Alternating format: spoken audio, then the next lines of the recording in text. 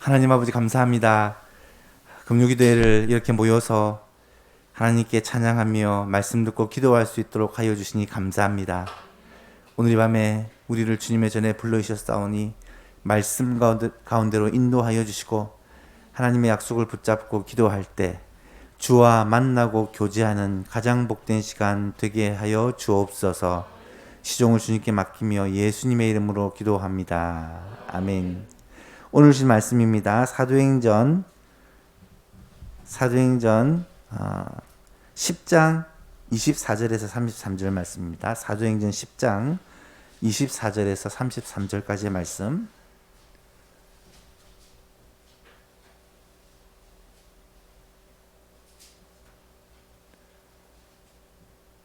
(24절부터 33절까지) 교독하시겠습니다. 이튿날 가이사랴에 들어가니 고넬료가 그의 친척과 가까운 친구들을 모아 기다리더니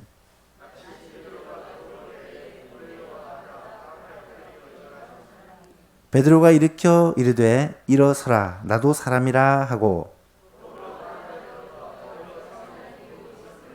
이르되 유대인으로서 이방인과 교제하며 가까이 하는 것이 위법인 줄을 너희도 알거니와 하나님께서 내게 지시하사 아무도 속되다 하거나 깨끗하지 않다 하지 말라 하시기로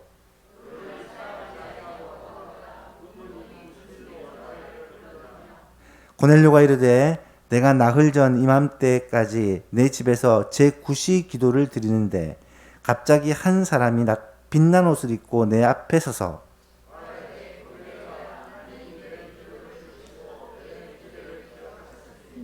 사람을 요빠에 보내어 베드로라 하는 시몬을 청하라. 그가 바닷가 무두장이 시몬의 집에 유숙하였느니라 하시기로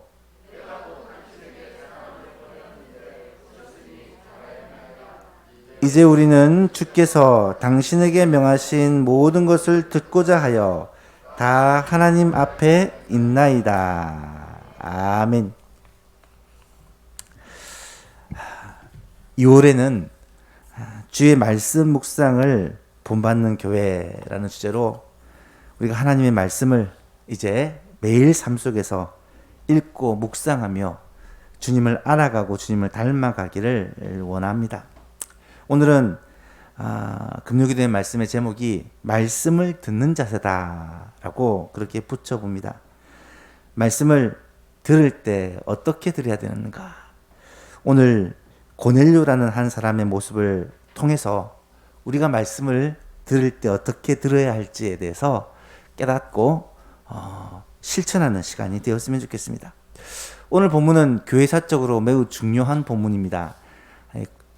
사도행전 10장은 이방인에게 공적으로 처음으로 복음이 전해진 사건이죠. 예루살렘 교회의 지도자였던 베드로가 이방인에게, 물론 이 유대 땅 안에 살고 있었지만 이방인에게 찾아가서 그와 그의 친구들과 그의 가족들 다 이방인들입니다. 이방인에게 복음을 전한 이것을 처음으로 공인한 사건이기 때문입니다. 1절 2절을 보니까 가이사랴에 고넬료라 하는 사람이 있으니 이달리아 부대라 하는 군대의 백부장이라. 그가 경건하여 온 지방과 더불어 하나님을 경외하며 백성을 많이 구제하고 하나님께 항상 기도하더니. 이방인이지만 이 백부장은 굉장히 경건한 사람이었다라는 것을 알 수가 있습니다. 아마도 이 예루살렘, 이 이스라엘 땅, 이 예루살렘은 아니고 가이사랴라는 그런 항구 도시에 거주하면서 그곳에서 하나님에 대해서 알게 됐고 또 그 하나님을 아주 경건한 모습으로 섬기는 사람이었다라는 것을 알게 됩니다. 고넬료가 왜 유대 땅에 왔습니까? 고넬료는 로마의 군인입니다. 로마 정부에서 이 유대에 파송한 군인이에요. 어떻게 보면 정복한 나라 로마, 식민지인 유대 땅을 다스리는 통치하는 군인으로서 지금 와 있는 것입니다. 권세를 가진 힘이 있는 그러한 장군이다라고 말할 수가 있죠. 가이사랴는 이 유대 지역의 최대 항구 도시입니다. 가이사랴는 갈릴리 바다를 기준으로 해서 서쪽으로 옮기면 가이사랴라는 항구가 나타나는데요.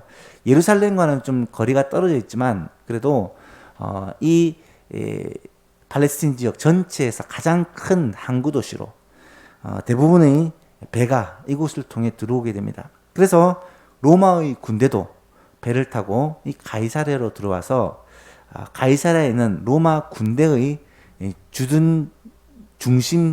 주둔지가 로마였고 일부는 또 예루살렘에도 있고 그렇게 했다는 것을 알 수가 있습니다.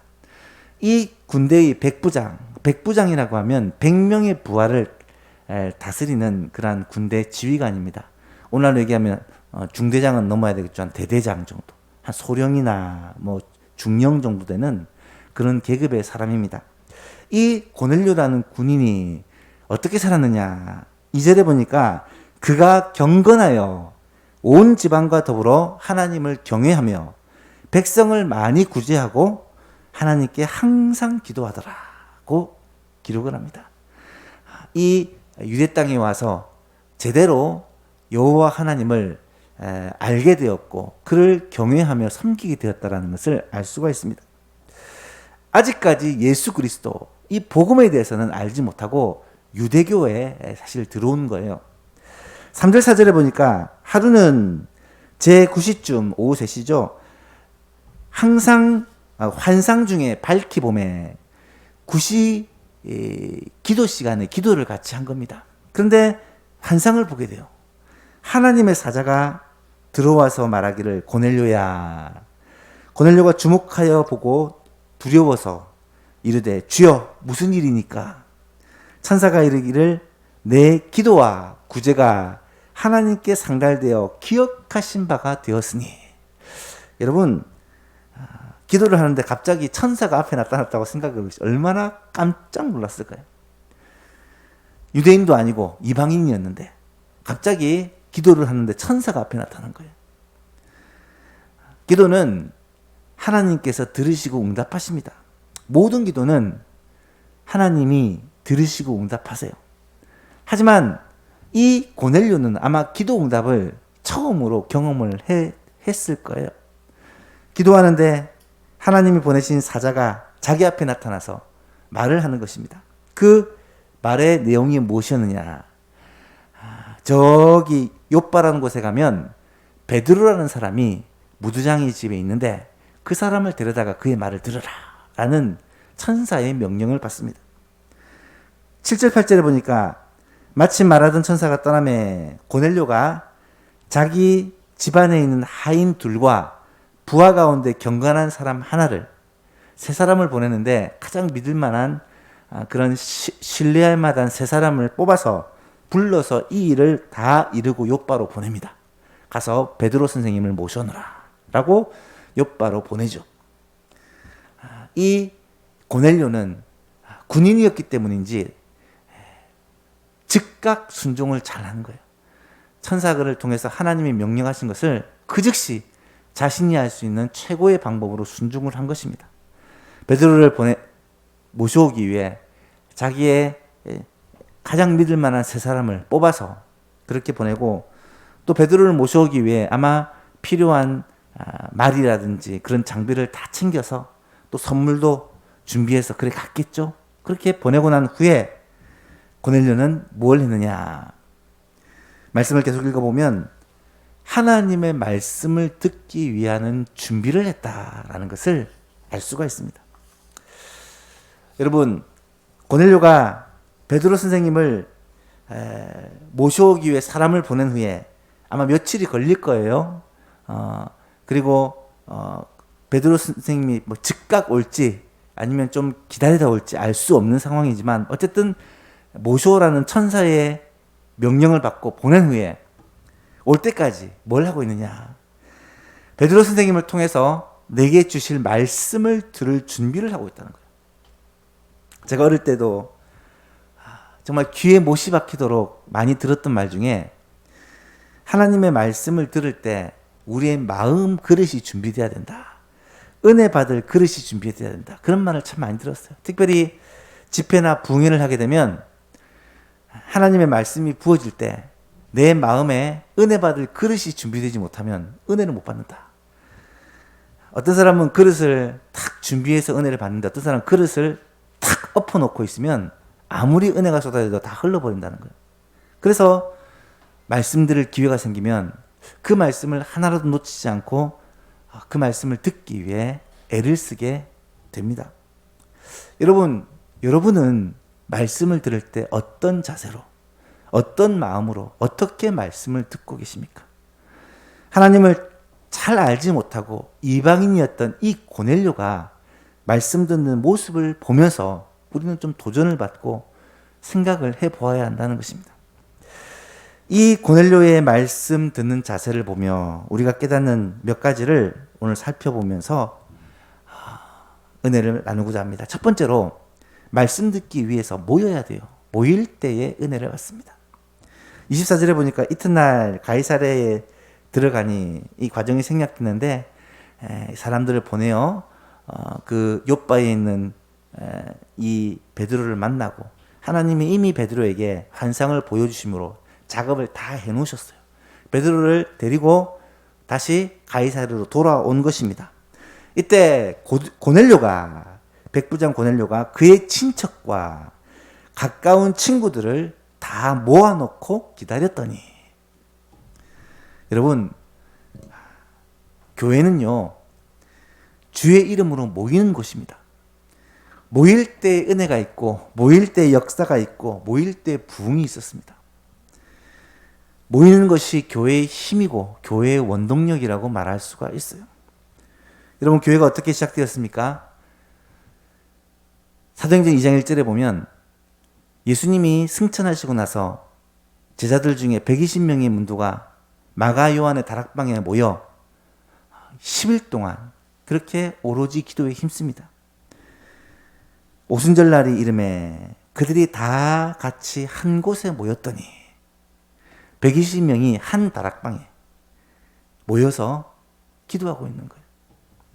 그때 성령이 강림하시고 최초의 교회, 초대 예루살렘 교회가 시작되었다는 것입니다. 교회가 어떻게 부흥되었습니까? 사도행전 2장 46절 이하를 보니까 날마다 마음을 같이 하여 성전에 모이기를 힘쓰고 집에서 떡을 떼며 기쁨과 순전한 마음으로 음식을 먹고 하나님을 찬미하며 또 온 백성에게 칭송을 받으니 주께서 구원받는 사람을 날마다 더하게 하시니라.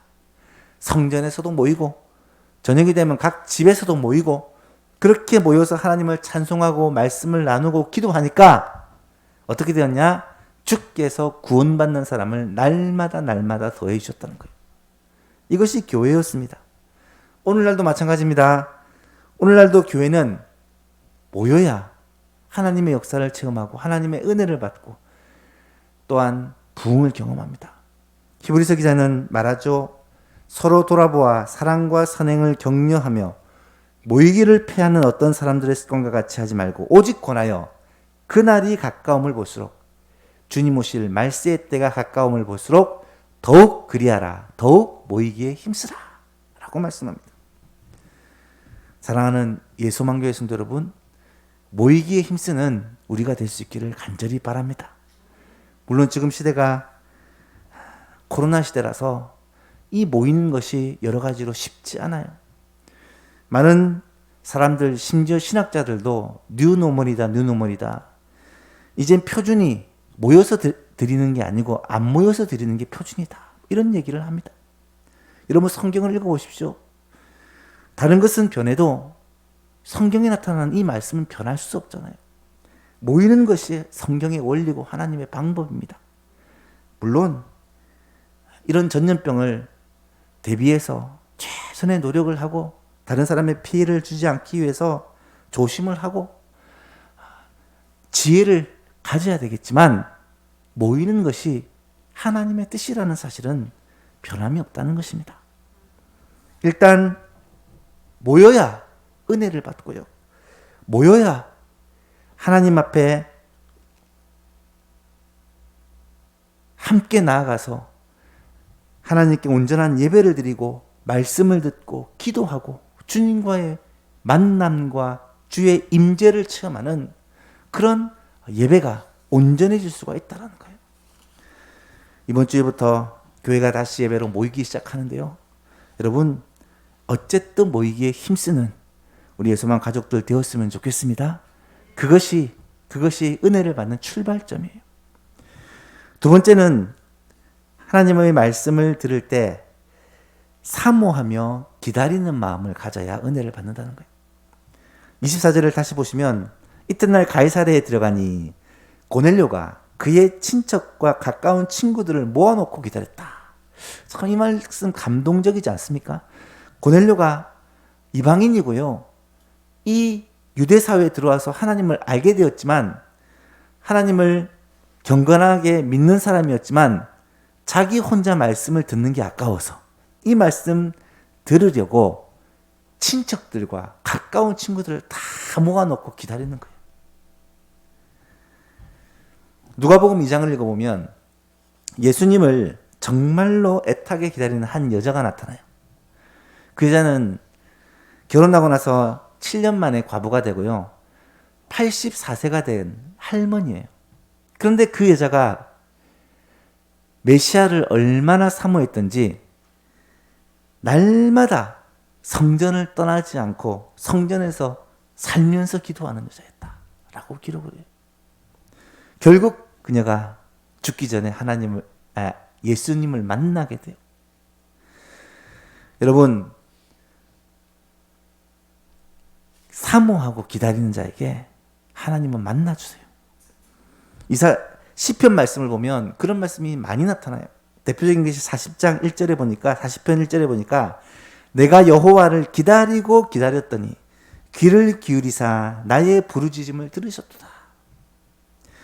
시편 42편에 뭐라고 고백합니까? 하나님이여 사슴이 시냇물을 찾기에 갈급한 같이 내 영혼이 주를 찾기에 갈급하나이다. 광야에서 물을 찾아 헐떡거리는 사슴에 비유하면서 내가 그렇게 주님의 은혜를 사모하고 주님의 말씀을 사모합니다. 시편 107편에서는 그가 사모하는 영혼에게 만족을 주시며 줄인 영혼들에게 좋은 것으로 채워주십니다. 하나님의 말씀에 줄이고 사모하는 마음으로 그렇게 말씀을 받을 때 주님은 우리에게 만족을 주시고 우리를 배부르게 좋은 것으로 채워주실 것입니다. 하나님의 은혜는 흐르는 강물과 같다. 누가 그렇게 비유를 했더라고요. 그런데 이 흐르는 강물이 마구잡이로 흐르는 것이 아니라 흐르는 그 길이 있어요. 그 길이. 강은 항상 길을 따라 흐릅니다. 그 하나님의 은혜의 강물은 어디로 흐르느냐? 사모하는 심령, 갈급한 심령에 흐른다라는 거예요. 역대하 16장 9절 말씀에 여호와의 눈은 온 땅을 두루 감찰하사 전심으로 자기에게 향하는 자들을 위하여 능력을 베푸시나니. 그렇습니다.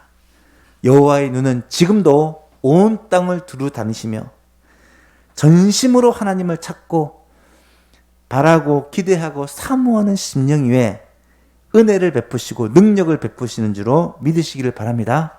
오늘 이 밤에도 말씀을 그렇게 사모하고 주의 은혜를 사모하며 나아갈 때 주님은 우리에게 충만한 은혜, 풍성한 은혜, 충분한 은혜를 베풀어 주실 것입니다.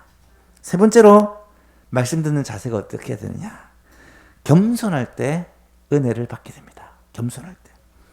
25절 말씀해 보니까 그렇게 다 모아놓고 베드로를 기다리는데 베드로가 왔어요. 어떻게 합니까? 마침 베드로가 들어올 때에 고넬료가 맞아서 발 아래 엎드려 절하니. 베드로의 발 아래 엎드려서 절을 합니다. 여러분, 하나님의 은혜가 흐르는 물과 같다, 강과 같다라고 말씀을 드렸는데요.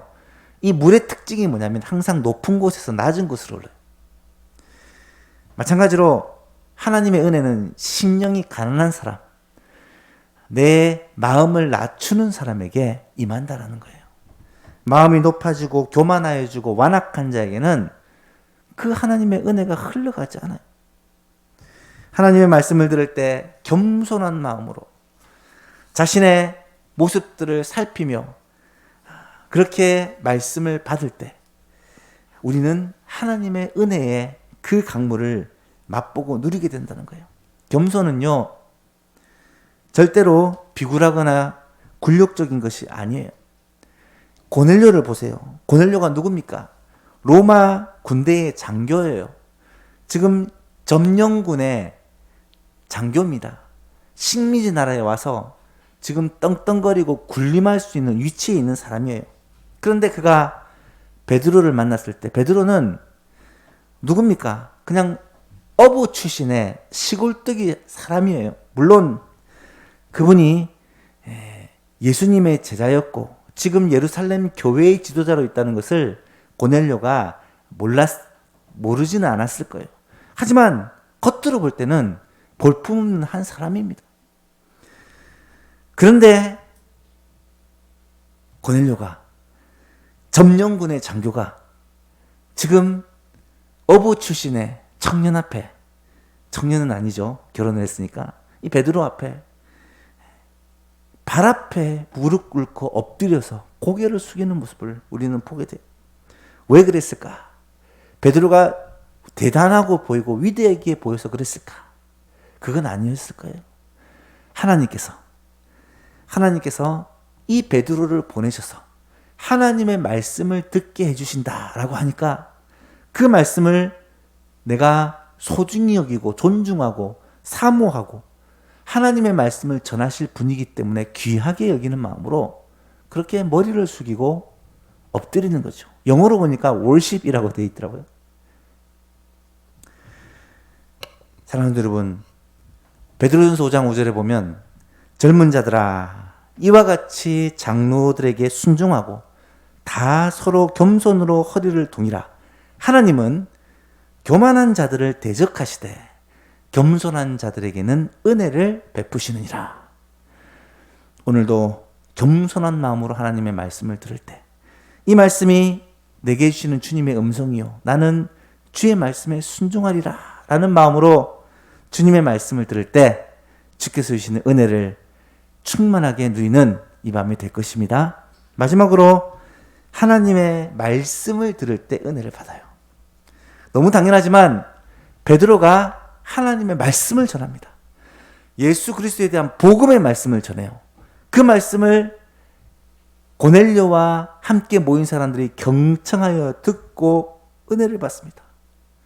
33절에 보니까 내가 곧 당신에게 사람을 보내었는데 오셨으니 잘하였나이다. 이제 우리는 주께서, 하나님께서 당신에게 명하신 모든 것을 듣고자 하여 다 하나님 앞에 있나이다. 베드로를 초청해서 베드로의 말을 들으려고 하는데 뭐라고 말을 하냐면 우리는 지금 당신을 통해서 주시는 하나님의 말씀을 듣고자 하여 다 하나님 앞에 모여 있대요. 이것이 말씀을 듣는 자세입니다. 하나님의 말씀을 듣는 자세예요. 물론 오늘 말씀을 전하는 것은 저예요. 박일천 목사예요. 하지만 박일천 목사는 통로와 도구일 뿐이요. 오늘 목사를 통해서 말씀을 주시는 분은 하나님이세요. 그렇다면 하나님의 말씀을 내가 듣고 그 말씀이 내 생명을 살리고 내 영을 살리고 나를 변화시키고 능력의 말씀이라는 것을 믿는다면 그 말씀에 귀를 기울이고 마음을 쏟아야 된다는 거예요. 그래야 은혜를 받을 수 있다는 것입니다. 하나님의 말씀을 듣는 이 예배 시간은요, 어쩌면 가장 소중한 시간이에요. 제가 예배 시간마다 늘 말씀드리지만 세상에서 가장 복된 자리가 예배의 자리입니다. 왜 예배 자리가 복된 자리요? 왜 이 시간이 귀한 시간이냐? 첫 번째로 하나님의 말씀으로 말미암아 우리의 영혼이 소생되는 시간이기 때문입니다. 우리의 영이 살아나는 시간이기 때문이에요. 에스겔 37장에 보면 우리가 잘 아는 마른 뼈 환상이 나타나요. 에스겔 골짜기에서 이 에스겔이 마른 뼈가 환생하는 환상을 봐요. 주 여호와께서 이 뼈들에게 이같이 말씀하시기를 내가 생기를 너에게 들어가게 하리니 너희가 살아나리라. 너희 위에 힘줄을 두고 살을 입히고 가죽으로 덮고 너희 속에 생기를 넣으리니 너희가 살아나리라 말을 하니까, 또 너희가 여호와인 줄 너희가 알리라 말을 하니까, 그 말씀이 들리니까 여러분 어떤 일이 벌어졌냐면 뼈만 가득한 골짜기에서 뼈가 일어나고 살이 붙고 가죽이 덮이고 여호와의 군대가 되는 놀라운 역사가 일어나요.